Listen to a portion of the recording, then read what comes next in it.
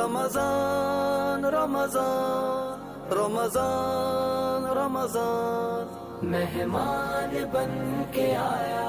رمضان کا مہینہ،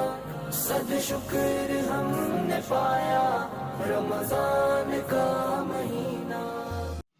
بسم اللہ الرحمن الرحیم۔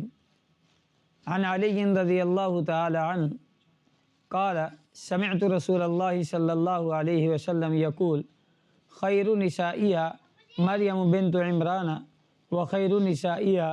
خدیجۃ بنت خویلد رضی اللہ تعالی عنہ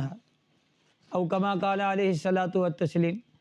پاک پیغمبر صلی اللہ علیہ وسلم کا شیر خدا حضرت علی رضی اللہ تعالی عنہ یہ ارشاد نقل فرماتے ہیں کہ آپ علیہ السلام نے فرمایا کہ دنیا کی عورتوں میں سے بہترین عورت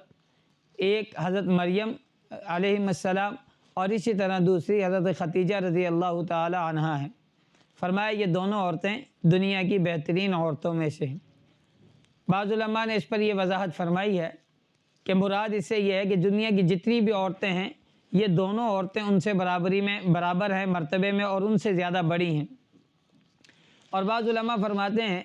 کہ یہاں پر آپ نے دو مثالیں اس وجہ سے دی کہ ایک پچھلی امتوں کی عورتوں میں سے اور ایک اس امت کی عورتوں میں سے۔ پچھلی امت کی عورتوں میں سے بہترین اور بڑی جو خاتون اور مرتبے میں فضیلت والی جو خاتون ہیں وہ حضرت مریم ہیں،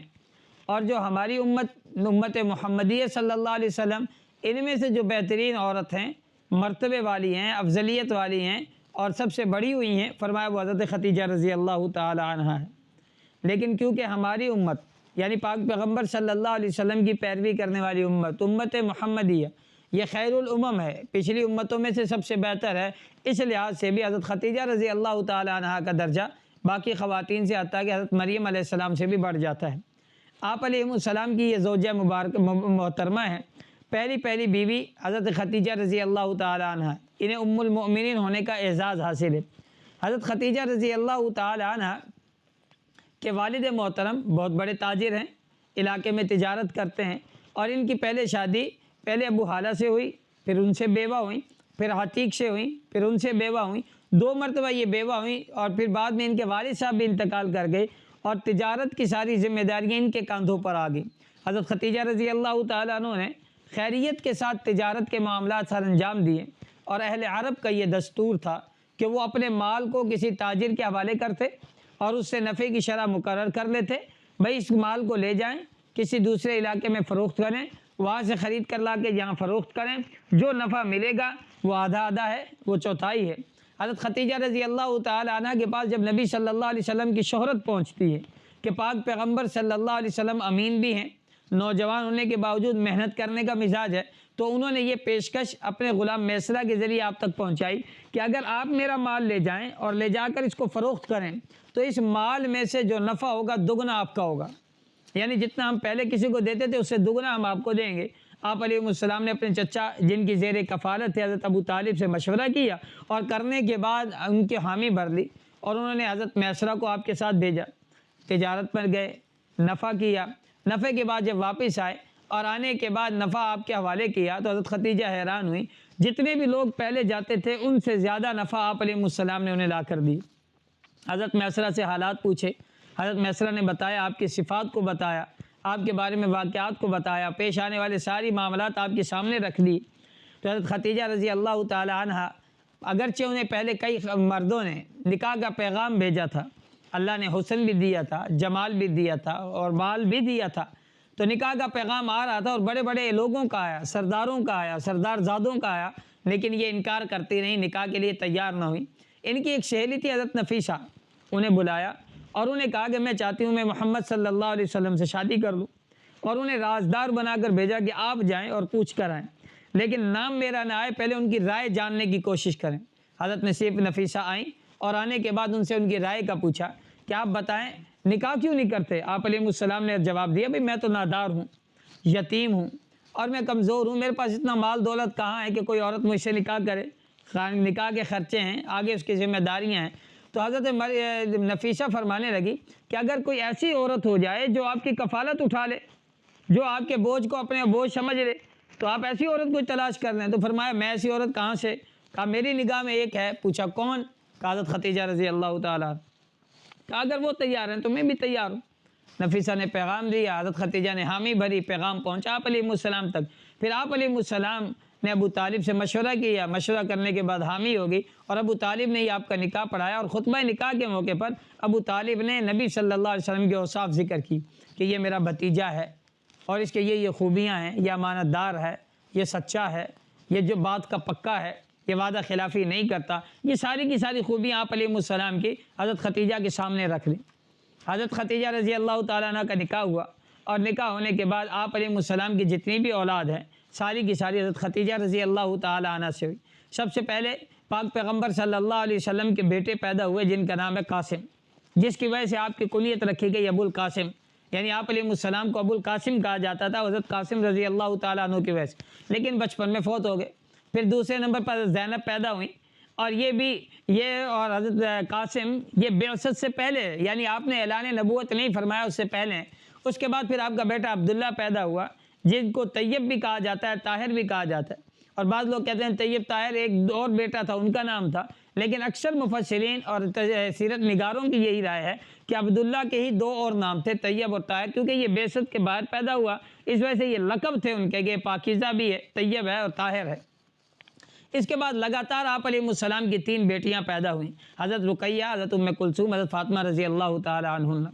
یہ 6 یعنی اولاد جو ان سے آپ کی ہوئیں۔ ہاں البتہ ایک بیٹا حضرت ابراہیم، وہ آپ کی باندھی حضرت ماریہ قبطیہ سے، وہ بیوی نہیں ہے، باندھی ہیں آپ علیہ السلام کی، ماریہ قبطیہ کے وطن سے پیدا ہوا، اور وہ بھی 1.5 سال کی عمر میں وفات پا گیا۔ آپ کی نرینہ اولاد کوئی بھی زندہ نہیں رہی، وہ بچپن میں ہی وفات پا گئی۔ آپ کی یہ 4 بیٹیاں، یہ 4 شہزادیاں انہی سے ہوئیں۔ حضرت اما عائشہ رضی اللہ تعالیٰ عنہ فرماتی ہیں ما غرت علی احد من نساء النبی صلی اللہ علیہ وسلم الا ختیجہ، مجھے جتنا رشک حضرت ختیجہ رضی اللہ تعالیٰ عنہ پر آتا تھا نا، آپ کی دوسری ازواج میں سے کبھی کسی پر نہیں آتا تھا۔ کیوں؟ ما رأیتها، میں نے دیکھا تو نہیں تھا، لیکن آپ علیہ السلام ان کو بہت کثرت سے یاد کرتے تھے، اور اتنا یاد کرتے کہ حتیٰ کہ اگر آپ علیہ السلام کبھی کوئی بکری ذبح فرماتے، اس کے پیس بناتے، ٹکڑے کرتے، تو کچھ شاپروں میں ڈال کر یا تھیلوں میں ڈال کر بلاتے، اپنے صحابہ کو کہتے فلاں ختیجہ کی سہیلی کے گھر دے اور فلاں سہیلی کے گھر دے، یعنی آپ ان کی وفات کے بعد بھی ان کی سہیلیوں کے ساتھ اس نے سلوک رکھتے۔ اس سے ایک سبق یہ بھی ملتا ہے کہ ہمیں چاہیے کہ ہمارے جو محبوب ہوں، والدہ ہے، بیوی ہے، باپ ہیں، ماں ہیں، یعنی یہ رشتے ہیں، ان کے ہمیں رشتے کی دوستیوں کی بھی قدر کرنی چاہیے۔ اللہ ہمیں ان کی قدر کرنے کی بھی توفیق نصیب فرما دے۔ تو فرماتی ہیں کہ میں کبھی کبھی آپ علیہ السلام کو یہ ارشاد عرض کر دیتی کہ اللہ کے رسول کا اللہم لم تکن فی الدنیا امرأۃ الا ختیجہ، گویا کہ خاتون تو ہیں ہی ختیجہ، یعنی آپ ہر وقت ان کا تذکرہ کرتے رہتے ہیں۔ آپ نے فرمایا اے عائشہ، تو وہ خاتون جو اس میں یہ اللہ نے پھر آپ صفات ذکر کرتے، اور آخر میں فرماتے اللہ نے مجھے اولاد بھی انہی میں سے دی، اللہ نے مجھے اولاد بھی انہی میں سے دی۔ یہ حضرت ختیجہ رضی اللہ تعالیٰ کے فضائل اللہ تبارک و تعالیٰ کے پاک پیغمبر کی زبان سے، اور یہ ان کے واقعات ہیں۔ اور زمانہ جاہلیت میں ایک خصوصیت حضرت ختیجہ کی یہ بھی لکھی ہے کہ زمانہ جاہلیت میں جب بت پرستی عروج پر تھی، حضرت ختیجہ رضی اللہ تعالیٰ عنہا بت پرستی سے بیزار تھی، آپ بت پرستی کو پسند نہیں فرماتی تھی، آپ بت پرستی سے دور رہیں، اور جتنے بھی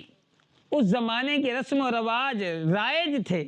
اور وہ رسم و رواج جو برے تھے، حضرت ختیجہ ان سے اپنے آپ کو محفوظ بھی رکھتی تھی اور دور بھی اپنے آپ کو رکھتی تھی۔ حضرت ابو ہریرہ رضی اللہ تعالی عنہ حضرت ختیجہ کی ایک فضیلت یہ بھی ذکر فرماتے ہیں، کیا تھا جبرائیل علیہ السلام نبی صلی اللہ علیہ وسلم، کیا تھا جبرائیل نبی صلی اللہ علیہ وسلم کی خدمت میں حاضر ہوئے اور آ کر فرمایا کہ حضرت ختیجہ قد اتت معہا اناء و طعام، حضرت عائشہ ختیجہ آ رہی ہیں اور ان کے ہاتھ میں برتن بھی اور کھانا بھی ہے، اور جب وہ آپ کے پاس پہنچ جائیں تو ان کے اوپر الفقر علیہ السلام من ربیہا، کیا ان کے اوپر آپ نبی اللہ کی طرف سے بھی سلام پیش فرما دیجئے اور میری طرف سے بھی سلام پیش فرما دیجئے، اور ساتھ ایک خوشخبری دے دیجئے وبشرھا ببیت فی الجنۃ من قصب، کہ ایک خوشخبری دے دیجئے کہ موتیوں کا محل حضرت ختیجہ کے لیے اللہ نے جنت میں تیار کر رکھا ہے، جس میں نہ تو شور و شغب ہوگا، نہ کوئی غم اور نہ فکر ہوگی۔ یہ حضرت ختیجہ رضی اللہ تعالیٰ عنہ کی خوشخبری حضرت جبرائیل کے ذریعے اللہ تبارک و تعالیٰ نے نبی صلی اللہ علیہ وسلم تک پہنچائی۔ حضرت ختیجہ ایک پارسا خاتون تھی، نماز روزے کی پابند خاتون تھی، اور صرف اسی پر نہیں، آپ علیہ السلام کو جب مال کی ضرورت پڑی مال دیا، جب تسلی کی ضرورت پڑی تسلی پیش کی۔ حضرت خدیجہ رضی اللہ تعالیٰ نے مشکل وقت پاک پیغمبر صلی اللہ علیہ وسلم کے ساتھ گزارا، حتیٰ کہ ایمان لانے کی باری آپ اعلان نبوت کرتے ہیں تو سب سے پہلے ایمان لانے والی حضرت خدیجہ رضی اللہ تعالیٰ عنہ خواتین میں سے، لہٰذا حضرت خدیجہ رضی اللہ تعالیٰ عنہ کا آج یوم وفات ہے، 10 رمضان المبارک ہے۔ ہمیں چاہیے کہ ہم ان کی سیرت کو پڑھیں بھی، ان کی صورت کو پڑھیں بھی، اور اپنی ماؤں بہنوں سے بھی یہ گزارش کریں کہ وہ حضرت خدیجہ کے نقش قدم پر چلنے کی توفیق ان کو کوشش کرنی چاہیے کہ کس طرح ایک خاتون اپنے شوہر کے شانہ بشانہ چلتی ہیں، اپنا مال قربان کیا۔ شعب ابی طالب میں گرفتاری کے 3 سال نبی صلی اللہ علیہ وسلم نے گزارے، معصولی کے اس میں یہ گئیں اور آپ علیہ السلام کے ساتھ 3 سال گزارے ہیں۔ اور جب بھی آپ جب غار حرا میں آپ پر پریشانی ہوئی اور جب پہلی مرتبہ جبرائیل علیہ السلام وحی لے کر آئے، تو جب وحی کا بوجھ اور آپ ایک پریشان ہوئے، دل آپ کا غمزدہ ہوا، گھر کی طرف آئے تو تسلی کے الفاظ آپ کو دیے اور آپ کو پورا کا پورا تسلی دینے کے بعد آپ کو اطمینان دلایا، آپ کی خدمت کی۔ تو حضرت خدیجہ رضی اللہ تعالیٰ عنہ جیسی خاتون، ہمیں چاہیے کہ ہم اپنی مائیں اور بہنیں انہی کے نقش قدم پر چلیں۔ اللہ ہماری والدہ محترمہ کو جنت میں اعلیٰ علیین میں مقام بھی نصیب فرمائے، ان کے درجات کو بلند فرمائے، ہماری ماؤں بہنوں کو ان کے نقش قدم پر چلنے کی توفیق نصیب فرما دے۔ سبحانک اللہم و بحمدک اشہد ان لا الہ الا انت استغفرک و اتوب الیک۔